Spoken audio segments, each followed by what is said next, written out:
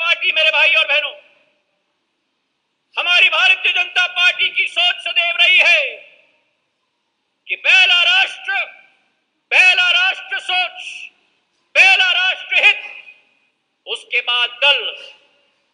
और इसी सोच और विचारधारा के साथ 140 करोड़ भारत की जनता के दिल में उस राष्ट्र सोच, राष्ट्र विचारधारा, भारतीय जनता पार्टी को स्थापित करने वाले एकता और असीम शक्ति के प्रतिबिंब माननीय अमित शाह जी के नेतृत्व में कार्य करने का मुझे सौभाग्य मिला है, मेरे भाई और बहनों।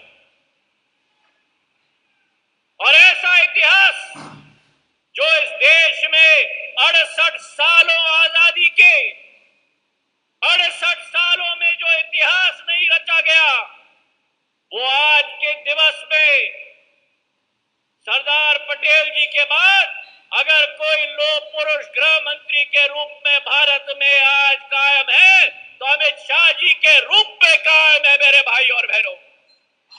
जो कल्पना थी श्यामा प्रसाद मुखर्जी जी की कि भारत का अभिन्न अंग कश्मीर बनना चाहिए, 370 अनुच्छेद को भंग करके प्रधानमंत्री जी के नेतृत्व में हमारे गृह मंत्री जी ने एक ऐसा ऐतिहासिक कदम उठाया जो आने वाली पीढ़ियां याद रखेगी, मेरे भाई और बहनों। चाहे एक तरफ कश्मीर का कदम, वहीं दूसरे तरफ हमारी महिलाओं को उनका हक दिलवाने के लिए ट्रिपल तलाक को खारिज करने का साहसी कदम अगर किसमें भी है तो केवल प्रधानमंत्री नरेंद्र मोदी जी और गृह मंत्री अमित शाह जी के दम में है, मेरे भाई और बहनों। सहकारिता को एक नया रूप दिया जा रहा है, हमारी पार्टी को सदैव शिक्षित किया जा रहा है। और आज मुझे बड़ा गर्व है कि आज इस मंच पर हम लोग अभिभूत हैं कि विकास और प्रगति के एक नए पैगाम लेकर हमारे गृह मंत्री अमित शाह जी ग्वालियर के अंचल में आए।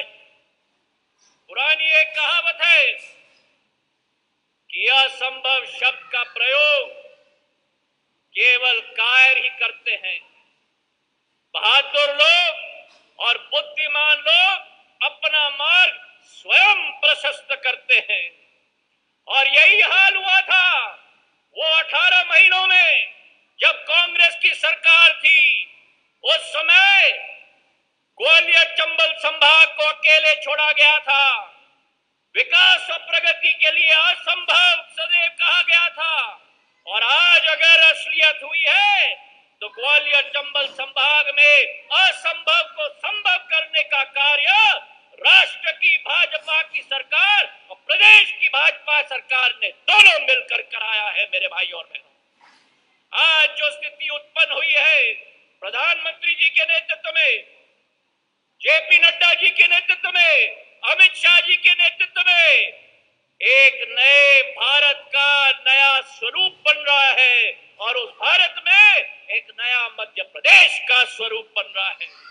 जब नया मध्य प्रदेश का स्वरूप बनेगा तो उसमें एक नवीन ग्वालियर का स्वरूप भी बनना होगा, मेरे भाई और बहनों। और मेरी आजी अम्मा, मेरी दादी, पूर्व राजमाता साहब का सपना था विकास का, प्रगति का।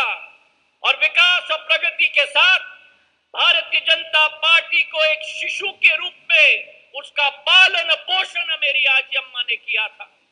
उनका जो विकास का सपना था, मेरे पूज्य पिताजी का जो विकास का सपना था, जिस एयरपोर्ट की शुरुआत सन 1986 में की गई थी, 2001 में हमारे पूर्व प्रधानमंत्री अटल बिहारी वाजपेयी जी ने आकर उसका नामांतरण मेरी आजी अम्मा की स्मृति को चिरस्थायी बनाने के लिए राजमाता विजय राजे सिंधिया टर्मिनल का नामांकन किया था।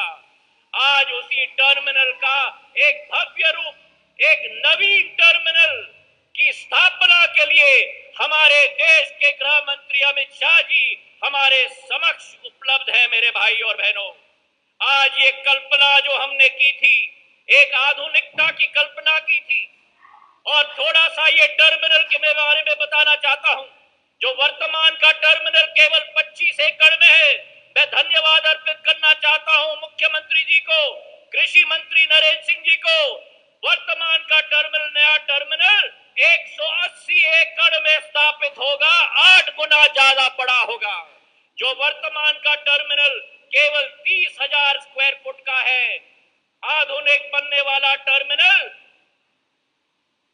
इंदौर और भोपाल से बड़ा 2 लाख स्क्वायर फुट का बनने जा रहा है मेरे भाई और बहनों। ये कल्पना है भविष्य की ग्वालियर की, ये कल्पना है आधुनिक ग्वालियर की। और ये विश्वास मैं आपको दिलाता हूं कि इसके साथ कार्गो का टर्मिनल भी बनेगा, 4 एरो ब्रिज भी बनेंगे और ग्वालियर की इतिहास, ग्वालियर की संस्कृति, जिस पर पूर्ण जोर प्रधानमंत्री जी ने सदैव दिया है, गृह मंत्री जी ने सदैव दिया है। तानसेन से लेकर मान मंदिर किले के हर विभूतियों को उसमें अलंकृत किया जाएगा, ताकि जो पर्यटक ग्वालियर में प्रवेश करेगा वो ग्वालियर का आधुनिक रूप भी देखेगा और ग्वालियर की पुरानी संस्कृति और इतिहास का पूर्ण संगम भी उस एयरपोर्ट में देखेगा। आवागमन की सुविधाएं बढ़ाई गई हैं। इस एयरपोर्ट के जरिए मध्य प्रदेश में एक साल पूर्व केवल 551 फ्लाइट प्रति हफ्ता आती थी। आज एक साल के अंदर प्रधानमंत्री जी के नेतृत्व में और उनके संकल्प के आधार पर, गृह मंत्री जी के आदेश पर आज मध्य प्रदेश में 854 फ्लाइट प्रति हफ्ते आती है मेरे भाई और बहनों। पिछले माह हमने ग्वालियर को इंदौर से, जबलपुर से जोड़ा दिया। पिछले माह ही जो सपना हमारा था, छोटे छोटे विमान ग्वालियर में आते थे। पिछले माह से देश में सबसे बड़ा विमान एयरबस 321 दिल्ली से मुंबई हर दिन अब आता है। 180 यात्री उस विमान पर हर रोज आते हैं। जब ये सूचना मैंने गृह मंत्री जी को दिया तो गृह मंत्री जी का आदेश था कि सिंधिया जी, ग्वालियर को आप दूसरे बड़े शहरों से जुड़वाइए। उनके आदेश के पालन करते हुए आज मैं इस मंच से आपको सूचित करना चाहता हूं कि आज के बाद ग्वालियर बेंगलोर के साथ स्पाइस जेट के विमान के साथ 6 दिन जुड़ेगा और एक दिन बोइंग 737 का विमान भी ग्वालियर से बेंगलोर तक प्रस्थान करेगा।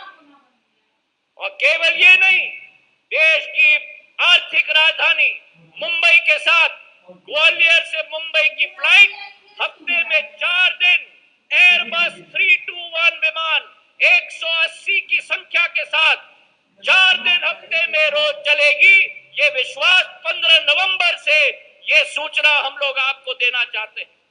ग्वालियर के लिए एक विकास मॉडल भारतीय जनता पार्टी ने तय किया है। आज इस एयरपोर्ट के साथ 8 जिलों में 4,300 करोड़ रुपए की नल जल योजना की शुरुआत भी हमारे गृह मंत्री जी के कर कमलों से की जाएगी। जो 4,300 करोड़ की योजना है, जहां एक एक घर और एक एक गांव तक पानी पिलाने का कार्य की शुरुआत और शुभारंभ इस मंच से किया जाएगा। इसके अतिरिक्त ग्वालियर के लिए एक खाका इस मंचासीन समस्त सभी लोगों ने मिलकर बनाया है। एक ऐसा खाका जो ग्वालियर को पूरे देश में एक नया ऊर्जा का केंद्र बनाएगा। जहां एक तरफ एलिवेटेड रोड 1100 करोड़ की बनेगी ग्वालियर के लिए एक रिंग रोड, वही एक नया रेलवे स्टेशन 450 करोड़ रुपए से केंद्र सरकार से स्वीकृत हो रहा है। मुख्यमंत्री जी के आदेश के आधार पर ग्वालियर में अस्पताल नया 450 करोड़ रुपए का 1000 बिस्तर का बन रहा है। और इसी के साथ साथ चारों तरफ हाईवे की श्रृंखला, ग्वालियर आगरा का हाईवे जो 1000 किलोमीटर का 6 लेन के बनना जा रहा है।